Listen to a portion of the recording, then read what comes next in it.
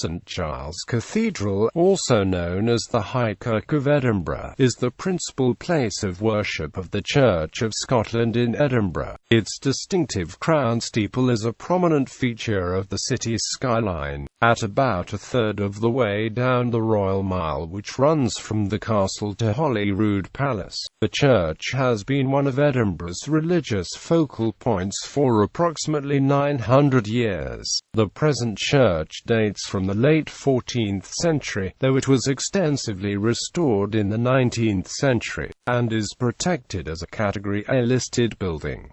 Today it is sometimes regarded as the Mother Church of Presbyterianism. The cathedral is dedicated to St. Giles, who is the patron saint of Edinburgh, as well as of cripples and lepers, and was a very popular saint in the Middle Ages.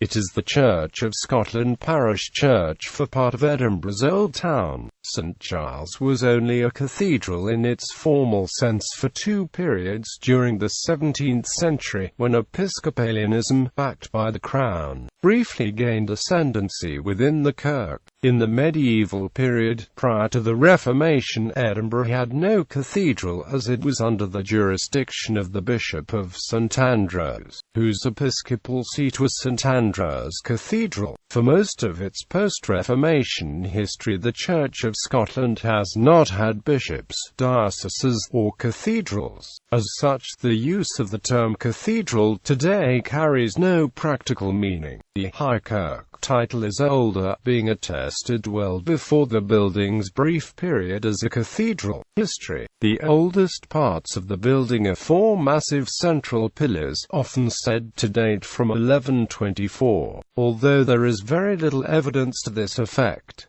In 1385 the building suffered a fire and was rebuilt in the subsequent years. Much of the current interior dates from this period. Over the years many chapels, referred to as aisles, were added, greatly enlarging the church and leaving it rather irregular in plan. In 1466 St. Giles was established as a collegiate church. In response to this raising of status, the lantern tower was added around 1490, and the chancel ceiling raised, vaulted and a clerestory installed. By the middle of the 16th century, immediately before the Reformation arrived in Scotland, there were about 50 side altars in the church, some of which were paid for by the city's trading corporations and dedicated to their patron saints. Reformation. At the height of the Scottish Reformation, the Protestant leader and firebrand John Knox was chosen minister at St. Giles by Edinburgh Town Council and installed on the 7th of July 1559. A 19th-century stained glass window in the south wall of the church shows him delivering the funeral sermon for the Regent Moray in 1570. The reformer was buried in the kirkyard of St. Giles on the 24th of November 1572 in the presence of the Regent Morton, who, at his graveside, uttered the words, "The lies one who neither feared nor flattered any flesh." A bronze statue of Knox, cast by Pitt and Dry McGillivray in 1904, stands in the north aisle. During the Reformation, the Mary Bell and brass candlesticks were scrapped to be made into guns, and the relic of the arm of St. Giles with its diamond finger ring and other treasures were sold to the Edinburgh goldsmiths Michael Gilbert and John Hart, and the brass leg turned to Adam Fullerton for scrap metal. By about 1580, the church was partitioned into separate preaching halls to suit the style of Reformed Presbyterian worship for congregations drawn from the quarters of Edinburgh. The partition walls were removed in 1633 when St. Giles became the cathedral for the new see of Edinburgh. In that year King Charles I instructed the town council, whereas we have, by the advice of the chiefest of our clergy, erected a tower charges a bishopric of New, to be called the Bishopric of Edinburgh, and whereas to that purpose it is very expedient that St. Giles Church, designed by us to be the cathedral church church of that bishopric be ordered as is decent and fit for a church of that eminency, in not to be indecently parcelled and disjointed by walls and partitions, as it now is, without any warrant from any of our royal predecessors. Our pleasure is that with all diligence you cause raise to the ground the east wall in the said church, and that likewise you cause raise the west wall therein, between this and Lammas ensuing. The effect was only temporary. The internal partitions were restored in 1639 and, after several rearrangements, lasted until the Victorian Restoration of 1881-3. Religious conflict. On Sunday, the 23rd of July 1637, efforts by Charles I and Archbishop Laud to impose Anglican services on the Church of Scotland led to the Book of Common Prayer revised for Scottish use being introduced in St Giles. Rioting in opposition began when the Dean of Edinburgh, James Hannay, began to read from the new Book of Prayer, legendarily initiated by the market woman, a street seller, Jenny Geddes, throwing her stool at his head. The disturbances led to the National Covenant and hence the Bishops' Wars, the first conflicts of the Wars of the Three Kingdoms, which included the English Civil War. The 18th-century historian of Edinburgh, William Maitland, relying on the records of Edinburgh's Town Council, described the scene in the following passage, which reflects his monarchist sympathies. King Charles I, being resolved to put in execution his darling scheme of having all his people of the same religion, ordered a liturgy, or service book, with one of canons, to be prepared for the use of the Scottish Church, which being accordingly performed, his Majesty, without further ceremony, issued a proclamation for the due observance of them throughout Scotland. This being impolitically done, without the privity of the Secret Council, or general approbation of the clergy, they were regarded as foreign impositions, devised by Archbishop Laud, and forced upon the nation by the sole authority of the king, which occasioned great heart-burnings and mighty commotions amongst the people, and the 23rd being the day appointed for its reading in St Giles's Church, in the morning of that day, the usual prayers were read by Patrick Henderson the Common Reader, which were no sooner ended than Henderson, by way of farewell, said to his auditory, "Adieu, good people, for I think this is the last time of my reading prayers in this place," which occasioned a great murmuring in the congregation. No sooner had James Hannay, Dean of Edinburgh, appeared in his surplice, and began to read the service, than a number of women, with clapping of hands, execrations, and hideous exclamations, raised a great confusion in the church, which Dr. Lindsay, Bishop of Edinburgh, willing to appease, stepped into the pulpit, and reminded people of the sanctity of the place. But this, instead of calming, enraged them to such a degree that Janet Geddes, a furious woman, ushered in the dreadful and destructive civil war, by throwing a stool at the bishop's head, and had it not been for the magistrates of Edinburgh, who turned out the frantic multitude, they would probably have murdered him. But such was the noise without, by knocking at the doors, throwing stones in at the windows, and incessant cries of "Pepe, Pepe, Antichrist, pull him down," that the said magistrates were obliged to go out to appease the fury. But the populace, watching his return homewards, renewed the assault that, had he not been rescued by a superior force, they would undoubtedly have dispatched him. Thus began those horrible troubles, which ended in the destruction of the king, subversion of the church and state, and loss of the rights and liberties of the people.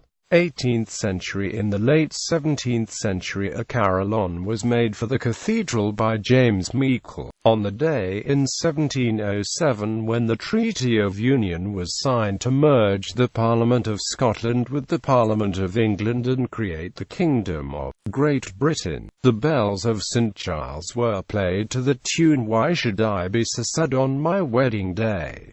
The building continued to be subdivided. In the late 18th century it consisted of 4 separate churches named the East and New Kirk, the Mid or Old Kirk, the Tolbooth Kirk, and West St Giles Kirk. Writing at the end of the 18th century, the historian Hugo Arnott described St Giles as disfigured by low booths, built joining to the walls of the church, possessed by jewelers.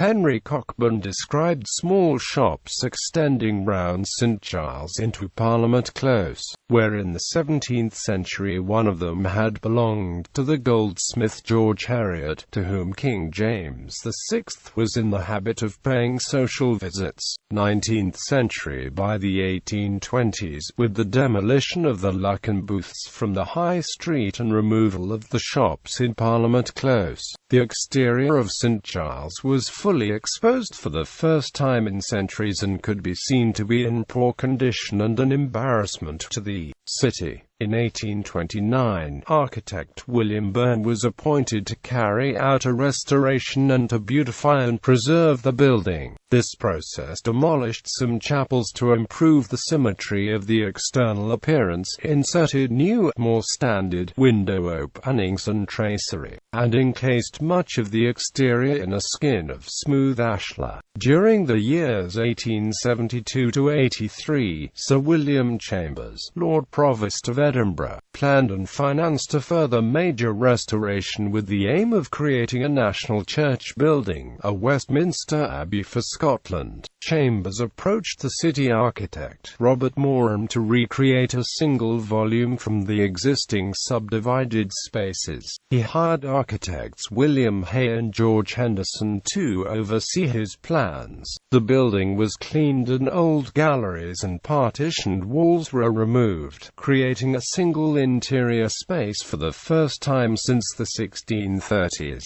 The church, Thistle Chapel. The Thistle Chapel is the chapel of the most ancient and most noble order of the Thistle, Scotland's foremost order of chivalry. The chapel was built in 1911 to designs by Sir Robert Lorimer at the southeast corner of the church. It is small, but exquisite, with carved and painted fittings of extraordinary detail. One figure depicts an angel playing bagpipes. The order, which was founded by King James VII in 1687, consists of the Scottish monarch and 16 knights, the knights of the personal appointment of the monarch, and are normally Scots who have made a significant contribution to national or international affairs. Knights have included Sir Alec Douglas Home, Lord Mackay of Clashford and Sir Fitzroy Maclean. Stained glass. In the later 19th century, stained glass began to be put into the windows, which had been largely clear plain since the Reformation. This was a radical move in a Presbyterian church where such decorations were regarded with great suspicion. They were finally allowed on the basis that they illustrated Bible stories and were as such an aid to teaching, and not flippant decoration, or worse still, perceived idolatry. Only a small number of windows were completed as part of the 19th century restoration, but this began a process that resulted in the vast majority of windows containing stained glass by the middle of the 20th century. The windows were planned to form a continuous narrative starting in the northeast corner and finishing on the northwest side. One of the last windows of this plan depicts St Andrew, the patron saint of Scotland, holding his cross with on either side of him St Columba and King David I.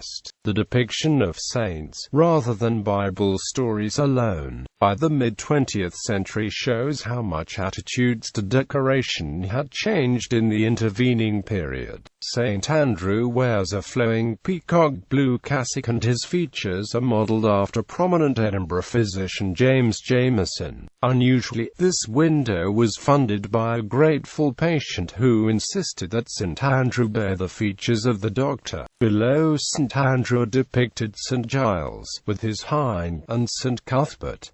The dedication beneath the St Andrew window states, "James Jameson, Fellow of the Royal College of Surgeons, Edinburgh, and Elder of the Kirk, born 1841, in Bowden, and died 1905. Memorials. Notable monuments include those to James Graham, Marquess of Montrose, his arch-enemy Archibald Campbell, Marquess of Argyll, and the 19th-century author Robert Louis Stevenson. A framed copy of the National Covenant of 1638 is also on view. The Protestant reformer John Knox was buried in the old kirkyard, now a car park for the High Court of Scotland. The approximate position of his grave is marked by an engraved stone set in the tarmac. William Forbes, the first Bishop of Edinburgh, was also buried here. Ministry. In July 2014, the Reverend Callum MacLeod was elected by the congregation to be the new minister of St Giles. He was formally inducted as the new minister by the Presbytery of Edinburgh in October 2014. The previous minister was the Very Reverend Giles Macmillan. He was inducted to the charge in 1973 and retired on the 30th of September 2013.